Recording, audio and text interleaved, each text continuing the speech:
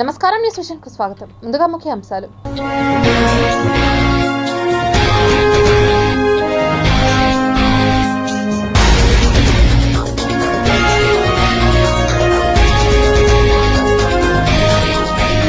మణిపూర్లో పోలీసుల search operation, భారీగా ఆయుధాలు, మందుగుండు సామగ్రి స్వాధీనం.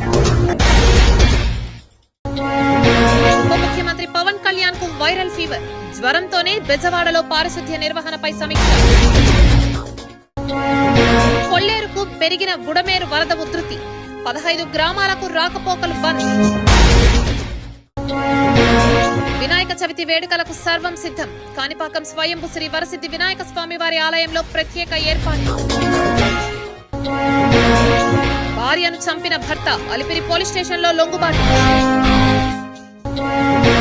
కత్తులతో జనసేన కార్యకర్తలు హల్చల్, భయాందోళనలో జనం. ఇక వార్తల్లోని వివరాలు చూద్దాం. భారత సైన్యం, మణిపూర్ పోలీసులు గురువారం సంయుక్త ఆపరేషన్లో కాంగ్పాక్సీ, ఇంఫాల్ తూర్పు జిల్లాల్లోని సున్నితమైన ప్రాంతాలలో భారీ ఆయుధాలు, మందుగుండు సామగ్రిని స్వాధీనం చేసుకున్నారు. భారత సైన్యం ఒక భారీ క్యాలిబర్ లాంచర్, ఒక 12 bore double barrel rifles, 177 rifle plus magazine, 2 pistols, ఒక పాంపీ గన్, 5 గ్రెనేడ్లు, మందుగుండి సామగ్రిని, ఇతర ఆయుధాలను స్వాధీనం చేసుకుంది. మణిపూర్లో శాంతి భద్రతలను పునరుద్ధరించే ప్రయత్నంలో హింసాత్మక కార్యకలాపాలను నిరోధించడానికి, దుర్మార్గులను ఎదుర్కోవడానికి భారత సైన్యం తన సర్చింగ్ కార్యకలాపాలను ముమ్మరం చేసింది. మణిపూర్ పోలీసులతో కలిసి నిర్వహించిన ఈ జాయింట్ ఆపరేషన్లో ఆర్మీ భారీ మొత్తంలో ఆయుధాలు, మందుగుండు సామగ్రిని స్వాధీనం చేసుకోవడంలో విజయం సాధించింది అని డిఆర్ఓ ప్రకటించింది. ఖచ్చితమైన సమాచారం అందిన తర్వాతే భారత సైన్యం, మణిపూర్ పోలీసులు సర్చ్ ఆపరేషన్ ప్రారంభించారు.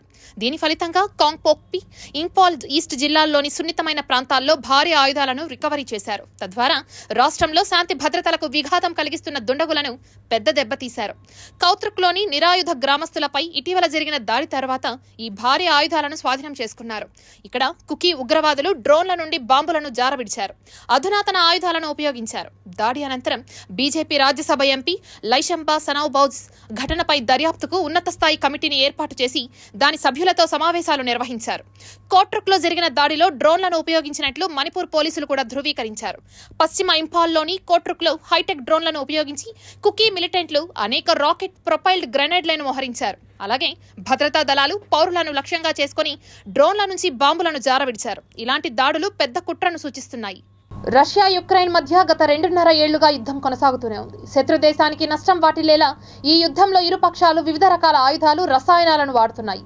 ఈ మధ్య కాలంలో రష్యాపై అనేకమైన దాడులు చేసింది. అందులో కొత్త రకం దాడి కూడా కనిపించింది.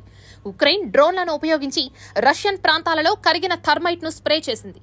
ఉక్రెయినియన్ డ్రోన్లు రష్యాలో మండే పదార్థాలను స్ప్రే చేస్తున్నట్లు సోషల్ మీడియాలో ఓ వీడియో చక్కర్లు కొడుతోంది. ఉక్రెయిన్ మీడియాలో కూడా ఈ విషయం గురించి ప్రస్తావన వచ్చింది. సోషల్ మీడియా ప్లాట్ఫామ్లో OSINT టెక్నికల్ అనే వినియోగదారుడు ఈ వీడియోను పోస్ట్ చేశారు. ఈ డ్రోన్ చెట్లపై మండే పదార్థాలను పడవేయడం వల్ల అక్కడ మంటలు చెలరేగడం వీడియోలో చూడవచ్చు. ఈ మండే పదార్థం కరిగిన థర్మైట్ అని ఉక్రెయినియన్ మీడియాలో తెలిపారు. అయితే ఈ వీడియో ఎప్పటిదో అనేది తెలియదు. AP deputy CM Pawan Kalyan viral ఫీవర్తో ఇబ్బంది పడుతున్నారు. ఫీవర్, తీవ్రమైన దగ్గుతో బాధపడుతున్నారు. అస్వస్థతతో ఉన్నప్పటికీ తన నివాసంలో పంచాయతీరాజ్, గ్రామీణాభివృద్ధి శాఖ కమిషనరేట్ అధికారులతో సమావేశమయ్యారు. వరద పరిస్థితిపై సమీక్ష నిర్వహించారు. వరద నీరు తగ్గుముఖం పట్టిన ప్రాంతాల్లో పారిశుద్ధ్య పనులు వేగవంతం చేయాలని, సూపర్ క్లోరినేషన్ చేపట్టాలని ఆదేశించారు పవన్ కళ్యాణ్.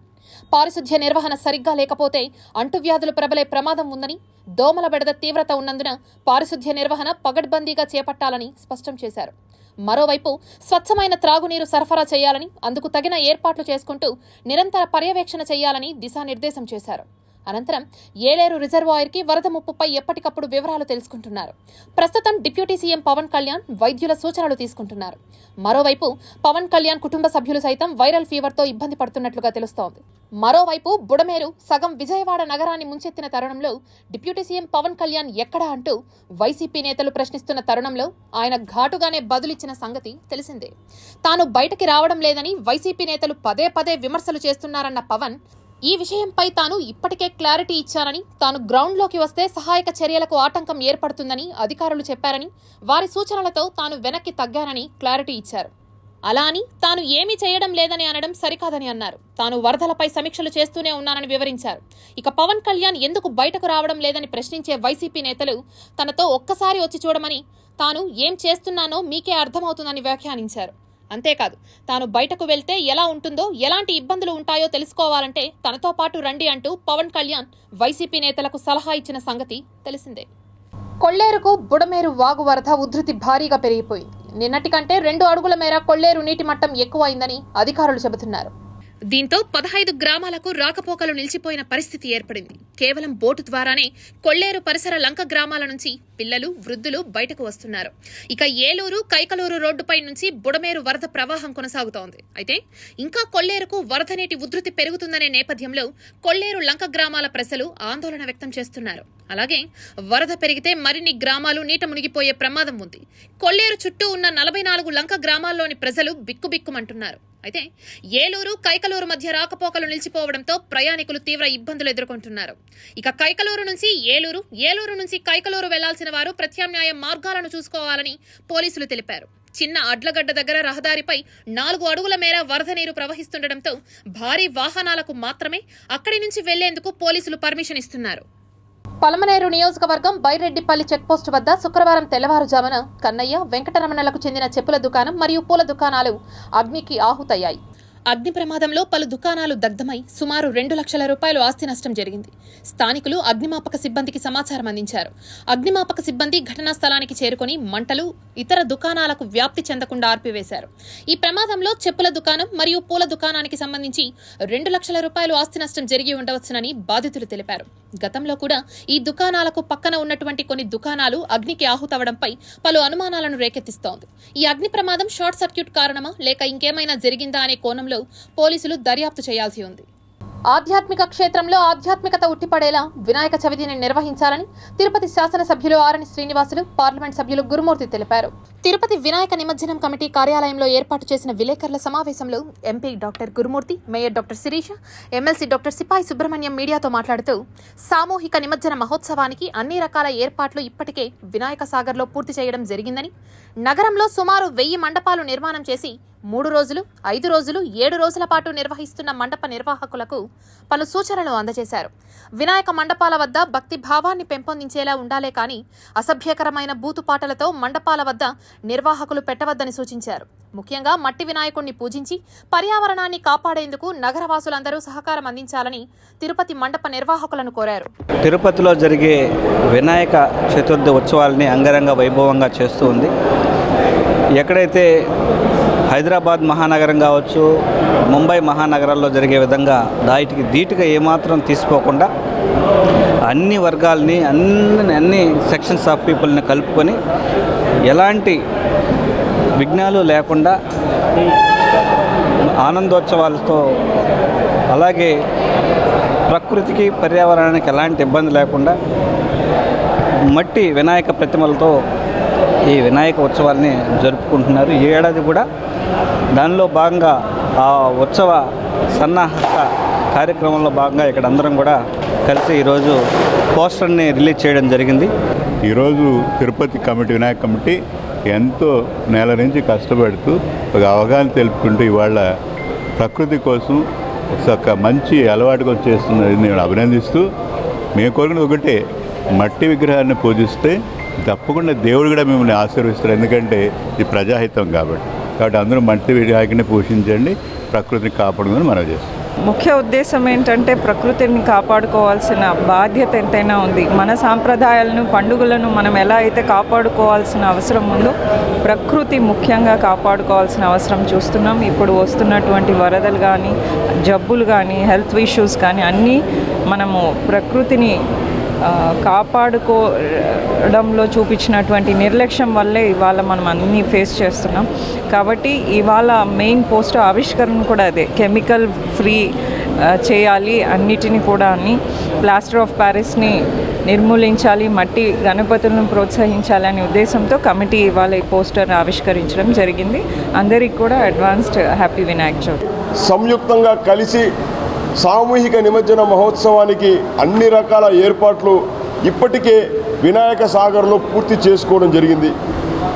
రేపు వినాయక చవితి పండుగను పురస్కరించుకుని నగరంలో సుమారు 800 గణేష మండపాలు నిర్మాణం చేసి 3 రోజులు, 5 రోజులు, 7 రోజులు, 9 రోజులు, 11 రోజుల పాటు భక్తి శ్రద్ధలతో పూజాధికారులు అందించి మేమిచ్చినటువంటి రూటు మ్యాప్ను అనుసరించి ప్రధానంగా 5 మార్గాల గుండా ఊరేగింపుగా బయలుదేరి వినాయక సాగర్లో సామూహిక నిమజ్జనం చేసుకోవడం జరుగుతుంది. తిరుమల శ్రీవారిని పలువురు ప్రముఖులు దర్శించుకున్నారు. తిరుమల శ్రీవారి నైవేద్య విరామ సమయంలో పుంగనూరు రామచంద్ర యాదవ్, ఇండియన్ యాక్టర్ తుషార్ కపూర్ శ్రీవారిని దర్శించుకున్నారు. వీరికి రంగనాయకుల మండపంలో వేద పండితులు వేద ఆశీర్వచనాలు చేసి స్వామివారి తీర్థ ప్రసాదాలను అందించారు. అనంతరం వీరు ఆలయం వెలుపల మీడియాతో మాట్లాడారు. ఈరోజు స్వామివారి దర్శనానికి కుటుంబ సమేతంగా చేయడం జరిగింది. రాష్ట్రానికి, రాష్ట్ర ప్రజలకు అందరికీ మంచి జరగాలి, దేశం సుభిక్షంగా ఉండాలి, అదేవిధంగా రాష్ట్రంలో ఇప్పుడున్న విపత్తుల నుండి తొందరగా రాష్ట్రం బయటపడాలని చెప్పి మనస్ఫూర్తిగా స్వామివారిని కోరుకున్నాం. వినాయకుని విగ్రహాల నిమజ్జనానికి కావాల్సిన సౌకర్యాలను పూర్తి చేశామని తిరుపతి నగరపాలక సంస్థ అదనపు కమిషనర్ చరణ్ తేజ్ రెడ్డి పేర్కొన్నారు. వినాయక సాగర్లో నిర్వహించే నిమజ్జన ఉత్సవానికి అన్ని ఏర్పాట్లు పగడ్బందీగా చేస్తున్నామని అదనపు కమిషనర్ తెలిపారు. శుక్రవారం ఉదయం పోలీస్, అగ్నిమాపక శాఖ, తుడ, ఎలక్ట్రికల్ సంబంధిత శాఖల అధికారులతో వినాయక సాగర్లో జరుగుతున్న పనులను పరిశీలించారు. ఈ సందర్భంగా ఆయన మాట్లాడుతూ వినాయక చవితిని ప్రతి ఒక్కరూ అంగరంగ వైభవంగా మండపాల వద్ద నిర్వహించుకుంటారని, అయితే నిమజ్జనోత్సవానికి ప్రతి ఒక్కరూ సహకరించి వినాయక నిమజ్జనం వేడుకగా నిర్వహించాలని కోరారు. శ్రీ వరసిద్ధి వినాయక మహోత్సవ కమిటీ నిర్వాహకులు సామంచి శ్రీనివాస్ అదనపు కమిషనర్ చరణ్ తేజ్ రెడ్డికి జరుగుతున్న పనులను వివరించారు. వరద బాధితుల సీఎం సహాయ నిధికి డాలర్స్ గ్రూప్ అధినేత డాలర్స్ దివాకర్ రెడ్డి 10 లక్షల రూపాయలను వితరణగా అందజేశారు.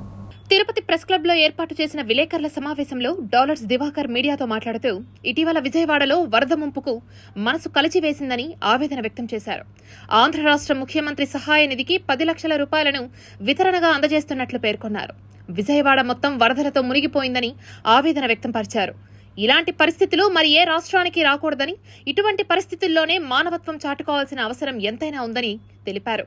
ఆంధ్రప్రదేశ్ రాష్ట్ర ముఖ్యమంత్రి చంద్రబాబు నాయుడు 75 ఏళ్ల వయసులో ప్రజలను ఆదుకునేందుకు స్వయంగా వెళ్లి వరద బాధితులకు ఆహార పొట్లాలు, సహాయక చర్యలు అందించేలా చర్యలు చేపట్టడం అభినందనీయమని హర్షం వ్యక్తం చేశారు. భవిష్యత్తులో చంద్రగిరి నియోజకవర్గ అభివృద్ధికి ఎప్పుడూ తాను ముందుండి తోడ్పాటును అందిస్తానని డాలర్స్ దివాకర్ రెడ్డి పేర్కొన్నారు. చంద్రబాబు నాయుడు గారు 75 సంవత్సరాల వయసులో మన యువ నాయకుడు శ్రీ నారా లోకేష్ గారు రాత్రనక పొగలనక ఎంతో శ్రమించి అక్కడే నీళ్ళలో నుండి 75 సంవత్సరాల వయసులో ఒక జేసీబీలో 23 నిమిషాలు 24 నిమిషాలు ప్రయాణం చేసి అన్ని కిలోమీటర్ రాత్రి మొత్తం తిరిగి కూడా అక్కడ మొత్తం వాళ్ళకి ఏం కావాలన్నీ చేస్తుంటే మా వంతు సహాయం కూడా మేము ఏమైనా చేయాలనేసి ఈరోజు Telugu Desam party state organising secretary హోదాలో నా వంతు సహాయంగా చంద్రగిరి నియోజకవర్గంలో ఉన్నటువంటి నాయకులందరూ సపోర్ట్తో ఒక 10 లక్షల రూపాయలు డొనేషన్ని సీఎం రిలీఫ్ ఫండ్కి ఇవ్వాలని చెప్పి మేమందరం భావించి ఈరోజు ఇక్కడ రావడం జరిగింది. నగరంలో రౌడీ షీటర్ల ఆగడాలు పెరిగిపోతున్నాయని, వాటిని నియంత్రించేందుకు పోలీస్ శాఖ పటిష్ట చర్యలు చేపడుతున్నట్లు వెస్ట్ సీఐ తెలిపారు. Tirupati west CI Ramakrishna city కేబుల్తో మాట్లాడుతూ రౌడీ షీటర్లను ఉక్కుపాదంతో పెకలించేందుకు పోలీస్ శాఖ చర్యలు చేపట్టిందని, అయితే ఎటువంటి అల్లర్లు జరగకుండా ఉండేలా తిరుపతి జిల్లా ఎస్పీ సుబ్బరాయుడు ప్రత్యేక చర్యలు చేపట్టారని తెలిపారు. ఇటీవల 2 వ్యక్తులు కత్తులతో దాడికి యత్నించగా వారిని పోలీస్ శాఖ అదుపులోకి తీసుకోవడం జరిగిందని పేర్కొన్నారు. యువత దేశ భవిష్యత్తుకు, అభివృద్ధికి తోడ్పడాలని, ఇలా కత్తులతో రౌడీయిజం చేస్తే వారిని ఉపేక్షించబోయేదే లేదని తెలిపారు. తిరుపతి వెస్ట్ పోలీస్ స్టేషన్లో ఈ రౌడీల గురించి మేము ప్రత్యేకంగా నిఘా పెట్టాము. ఈ నిఘాలో భాగంగా 4వ తేదీన సాయంత్రము పరసాల వీధిలో రౌడీ షీటర్స్ 2 పార్థసారథి అనే రౌడీ షీటరు సాయి అనే అతని మీద దాడి చేసినాడనే కేసు కట్టాము. అదేవిధంగా సాయి అనే వ్యక్తి లక్ష్మి అనే పార్థసారథి భార్య మీద అసభ్యంగా ప్రవర్తించినని చెప్పి అదొక కేసు కట్టాము. 2 కేసు కట్టి నాన్ బెయిలబుల్ కేసులు పెట్టి 2 రౌడీ రిమాండ్కి పంపించడం జరిగింది. ఈ వెస్ట్ పోలీస్ స్టేషన్ పరిధిలో ఎట్టి పరిస్థితుల్లో రౌడీజం సహించము. కాణిపాకం శ్రీ వరసిద్ధి వినాయక స్వామి బ్రహ్మోత్సవాలకు ఆలయం సర్వం సిద్ధమైంది. ఈ నెల 7వ తేదీ నుండి 27వ తేదీ వరకు నిర్వహించే కాణిపాకం బ్రహ్మోత్సవాలకు ఆలయంలో అన్ని ఏర్పాట్లను ఆలయ అధికారులు సిద్ధం చేశారు. శ్రీ కాణిపాక వరసిద్ధి వినాయక స్వామి వారి ఆలయ అధికారులు ప్రత్యేక దృష్టి సారించారు. ఈ సందర్భంగా ఆలయాన్ని విద్యుద్దీకరణ చేశారు. గతంలో ఎన్నడూ లేని విధంగా ఆలయాన్ని సర్వాంగ సుందరంగా తీర్చిదిద్దారు. చిత్తూరు, బంగారుపాళ్యం, పూతలపట్టు, తిరుపతి తదితర ప్రాంతాలలో ఆర్చులను ఏర్పాటు చేశారు. బ్రహ్మోత్సవాల ప్రచార నిమిత్తం గోడ పత్రికలను వివిధ రాష్ట్రాలు, జిల్లాల్లో ప్రచారం చేశారు. ఆలయానికి తరలి వచ్చేందుకు ఆర్టీసీ సేవలను విస్తృతం చేసి గతంలో ఎన్నడూ లేని విధంగా ఆలయ ఈవో గురుప్రసాద్ దగ్గరుండి సర్వం సిద్ధం చేశారు. స్వయంభు శ్రీ వరసిద్ధి వినాయక సన్నిధి బ్రహ్మోత్సవాలకు ముస్తాబైంది. వినాయక చవితి ఉత్సవాల్లో భాగంగా విద్యుత్ దీపాలతో ఆలయ ప్రాంగణం దేదీప్యమానంగా వెలిగిపోతోంది. సత్య ప్రమాణాల సన్నిధి చిత్తూరు జిల్లా కాణిపాకం శ్రీ వరసిద్ధి వినాయక స్వామి వారి ఆలయంలో వినాయక చవితి వేడుకలతో అంగరంగ వైభవంగా ఆకట్టుకుంటోంది. వినాయక చవితి ఉత్సవాలతో ప్రారంభమయ్యే గణనాథుడి బ్రహ్మోత్సవాలు 21 రోజుల పాటు జరగనుండగా ఈ మేరకు ఏర్పాట్లు పూర్తయ్యాయి. సెప్టెంబర్ 7 వినాయక చవితి, 8న గణనాథుడి బ్రహ్మోత్సవాలకు అంకురార్పణం జరగనుంది. ఈ నెల 8 నుంచి 16 వరకు నవరాత్రి ఉత్సవాలు, 17 నుంచి 27 వరకు జరిగే తెప్పోత్సవాలతో బ్రహ్మోత్సవాలు ముగియనున్నాయి. ఈ మేరకు విస్తృత ఏర్పాట్లు చేసిన ఆలయ యంత్రాంగం స్వయంభు శ్రీ వరసిద్ధి సన్నిధిని అందంగా అలంకరించారు. విజ్ఞాలకు అధిపతి అయిన గణనాథుడి దర్శనం కోసం వచ్చే భక్తులకు విస్తృత ఏర్పాట్లు చేశారు. దేశంలో ఎక్కడా లేని రీతిలో 21 రోజుల పాటు కాణిపాకం ఆలయంలోనే బ్రహ్మోత్సవాలు జరుగుతాయని ఆలయ అర్చకులు వివరించారు. చవితి రోజు గణనాథుడి వ్రతం, కళ్యాణం నిర్వహిస్తున్నట్లుగా తెలిపారు. ఇక రాసగోపురం ద్వారాలు, ధ్వజస్తంభంతో పాటు ఆలయాన్ని శుభ్రం చేసి, శుద్ధి చేసి ఆపై మెరుగులు దిద్దారు. ఇక భక్తుల రద్దీకి అనుకూలంగా క్యూలైన్లను ఏర్పాటు చేశారు. వినాయక చవితి రోజు అర్ధరాత్రి 2 గంటలకు ఉభయదారులు నిర్వహించే అభిషేకం అనంతరం 3 గంటల నుంచి భక్తులకు స్వామివారి సర్వదర్శనం కల్పించనున్నట్లు తెలిపారు. దేవస్థానం అన్ని ఆర్జిత సేవలను రద్దు చేసింది. ఉదయం 6 గంటల లోపే వీఐపీలు స్వామివారి దర్శనం చేసుకోవాలని దేవస్థానం విజ్ఞప్తి చేస్తోంది.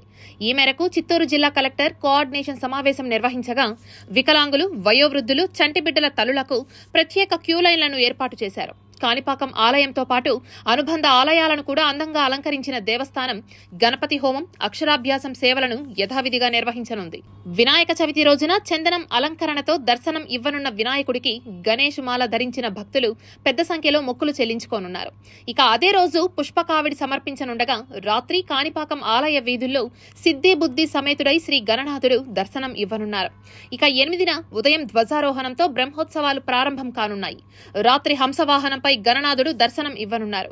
వినాయకుడి బ్రహ్మోత్సవాలకు రాష్ట్ర ప్రభుత్వం తరపున దేవాదాయ శాఖ మంత్రి ఆనం రామనారాయణ రెడ్డి వినాయక చవితి రోజు ఉదయం 9 గంటలకు స్వామివారికి పట్టు వస్త్రాలు సమర్పిస్తారు. వినాయక చవితి రోజున 1,00,000 మందికి పైగానే భక్తులు వస్తారన్న అంచనాలతో అన్ని ఏర్పాట్లు చేసింది దేవాదాయ శాఖ.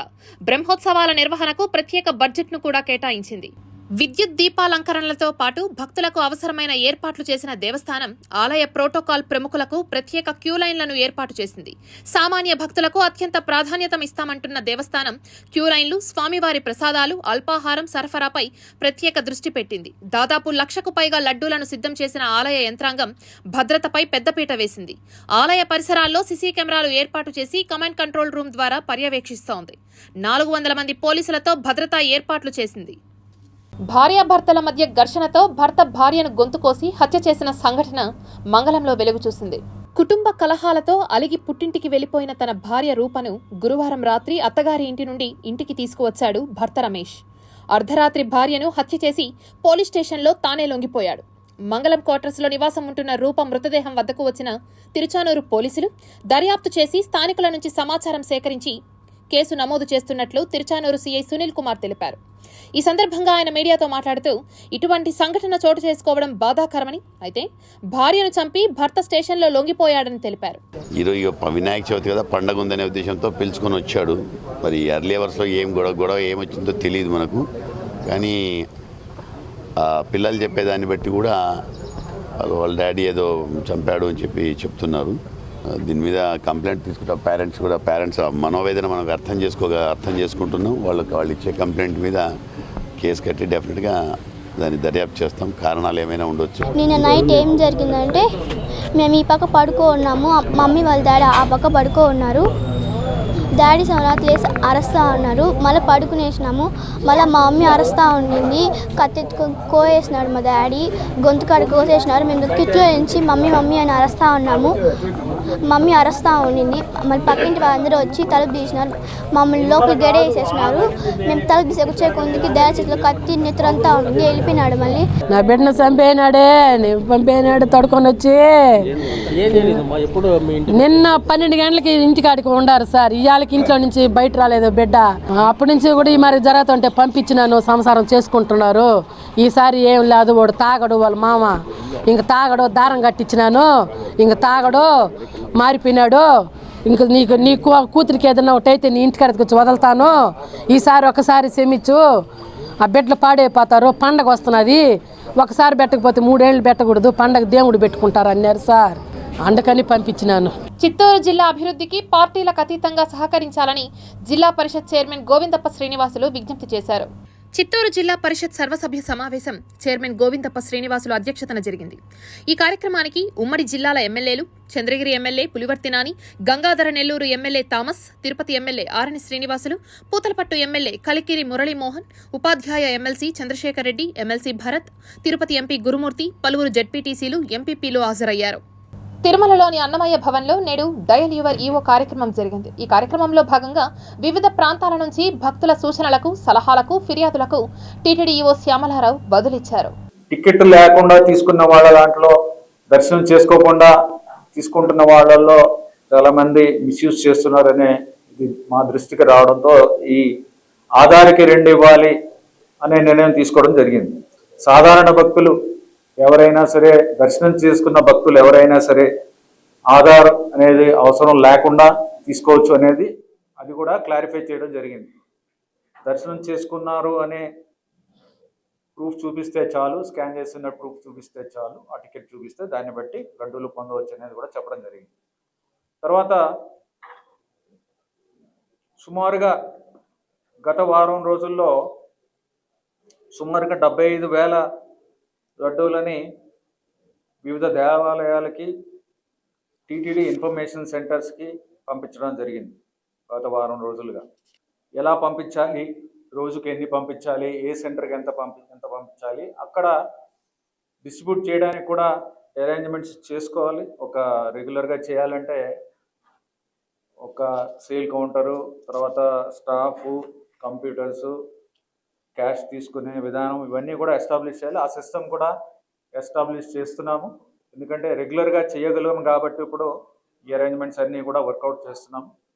రెగ్యులర్గా దీన్ని మిగిలిన దేశం మొత్తం మీద, దేశంలో ఉన్న అన్ని సెంటర్స్లోకి, అన్ని సెంటర్స్కి, అన్ని దేవాలయాలకి, అన్ని టీటీడీ ఇన్ఫర్మేషన్ సెంటర్స్కి రెగ్యులర్గా పంపించి బయట శ్రీవారి లడ్డు ప్రసాదం అందరికీ కూడా అందుబాటులో తేవాలి అనేది మా ఉద్దేశం. ఆ విధంగా చేస్తున్నాము. అలాగే లడ్డు ప్రసాదాలకు సంబంధించి లడ్డు నాణ్యత పెంపొందించడానికి చాలా చర్యలు తీసుకున్నాము. దాంట్లో ముఖ్యమైనది నెయ్యి యొక్క నాణ్యత. గతంలో ఉన్న ఇబ్బందుల దృష్ట్యా కొంతమందిని బ్లాక్ లిస్ట్ చేయడం జరిగింది.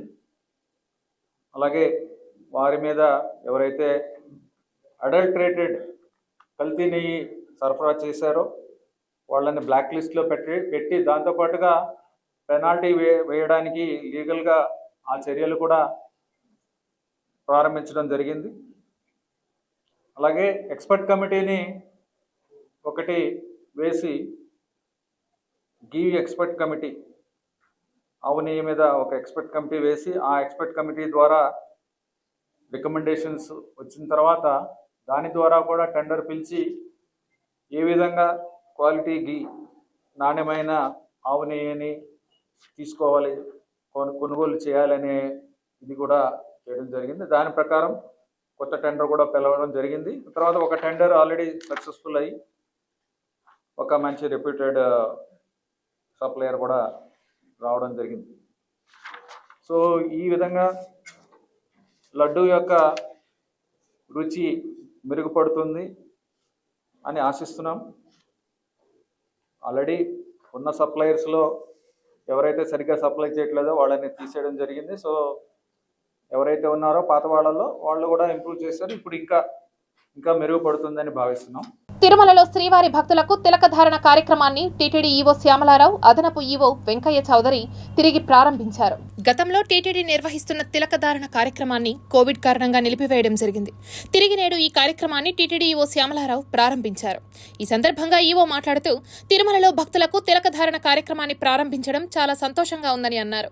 శ్రీవారి సేవకులు తిరుమలలోని ఏటీసీ, సుపథం, శ్రీ వరాహస్వామి వారి ఆలయం, కళ్యాణకట్ట, VQC 1 మరియు 2 వద్ద నిరంతరాయంగా తిలకధారణ చేస్తారని చెప్పారు. చాలా సంవత్సరాల తర్వాత తిరునామధారణ కార్యక్రమం మళ్ళీ తిరుమలలో భక్తుల కోసం ప్రారంభించడం చాలా ఆనందంగా ఉంది. ఇది ప్రథమంగా 5 లొకేషన్స్లో ఇది చేయడం జరుగుతుంది. ఏటీసీ సర్కిల్, సుపదం, Varaswamy temple, KKC, VQC 1 and 2 ఈ ప్లేసెస్లో, ఈ ప్రాంతాల్లో మనం స్టార్ట్ చేస్తున్నాము ఈరోజు. అలాగే దీన్ని కంటిన్యూ చేస్తూ అలాగే ఇంకా వివిధ ప్రాంతాల్లో కూడా దీన్ని విస్తరింపజేసి శ్రీవారి సేవకుల ద్వారా 2 షిఫ్టుల్లో ఇది చేయడం అనేది జరుగుతుంది. ఇది కంటిన్యూస్గా ఈ కార్యక్రమాన్ని మేము నిర్వహిస్తాం. దీపం ఉన్నప్పుడే ఇల్లును చక్కదిద్దుకోవాలి అనే చందంగా తిరుపతిలో భూబకాసురులు యథేచ్ఛగా స్థలాలను కబ్జా చేసేస్తున్నారు. తిరుపతి కైకాల చెరువులో సాయి అనే వ్యక్తి జాగాని కబ్జా చేసిన అధికార పార్టీ నాయకులు తమ ప్రభుత్వం అధికారంలోకి వచ్చిందని, తాము చెప్పిందే వేదమంటూ స్థల యజమానిపై బెదిరింపులకు పాల్పడుతూ భయభ్రాంతులకు గురిచేస్తున్నారని అన్నారు. తమ స్థలంలో అక్రమ నిర్మాణాలు చేస్తున్నారని అన్నారు. పోలీసులు కేసు నమోదు చేసి 145 నోటీస్ MROకి ఇచ్చారని, సర్వే చేసి నిర్ణయించేంత వరకు భూమిలో ఎవరూ ఎటువంటి నిర్మాణాలు జరగకూడదని పోలీసులు చెప్పినట్లు బాధితుడు సాయి సిటీ కేబుల్కు తెలిపారు. గతంలోనే 145 నిబంధనలు అమల్లో ఉన్నప్పటికీ వాటితో వారికి సంబంధం లేదని, వారు కమ్మ సామాజిక వర్గానికి చెందినవారు కాబట్టి రాష్ట్రంలో కమ్మ ప్రభుత్వం అధికారంలో ఉందంటూ బాధితులను భయభ్రాంతులకు గురి చేస్తున్నారని, అయితే న్యాయవాది కోర్టు ధరించి పోలీసులను, రెవెన్యూ శాఖ వారిని తప్పుదోవ పట్టిస్తున్నారని బాధితుడు సాయి పేర్కొన్నారు. అయితే గత 2-3 రోజులుగా తమ స్థలంలో అక్రమ కట్టడాలు కడుతున్నారని పోలీస్, రెవెన్యూ యంత్రాంగానికి చెప్పినప్పటికీ తమ పార్టీ అధికారంలోకి వచ్చిందని, తాము చెప్పిందే వేదమంటూ నిర్మాణ పనులు చేపడుతున్నారని స్థల యజమాని సాయి అడ్డుకొని తమ జాగాలో ఏ విధంగా కడతారంటూ నిలదీశారు. నా పేరు సాయి.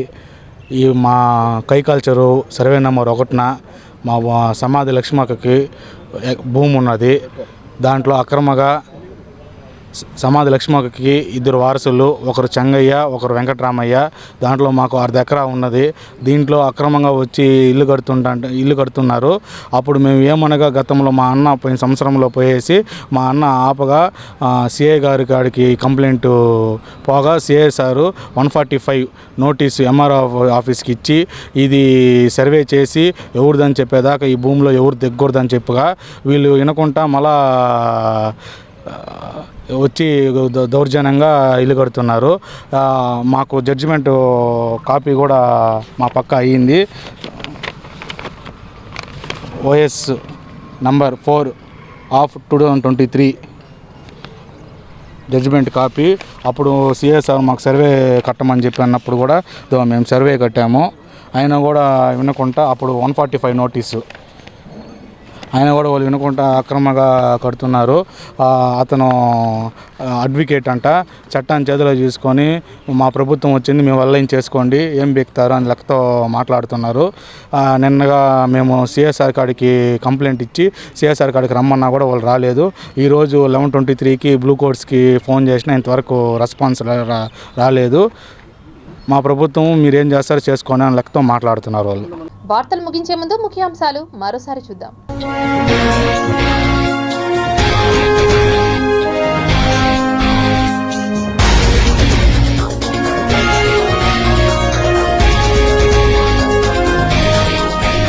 మణిపూర్లో పోలీసుల సర్చ్ ఆపరేషన్, భారీగా ఆయుధాలు, మందుగుండు సామగ్రి స్వాధీనం.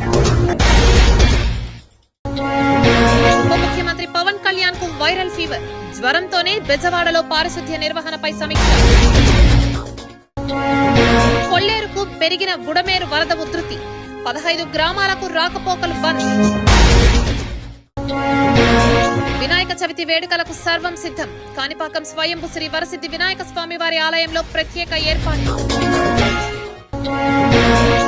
భార్యను చంపిన భర్త, అలిపిరి పోలీస్ స్టేషన్లో లొంగుబాటు. కత్తులతో జనసేన కార్యకర్తలు హల్చల్, భయాందోళనలో జనం. ఈ వార్తలు ఇంతటితో సమాప్తం. సమగ్ర సమాచారంతో న్యూస్ విజన్లో మళ్ళీ కలుద్దాం. అంతవరకు సెలవు. నమస్కారం.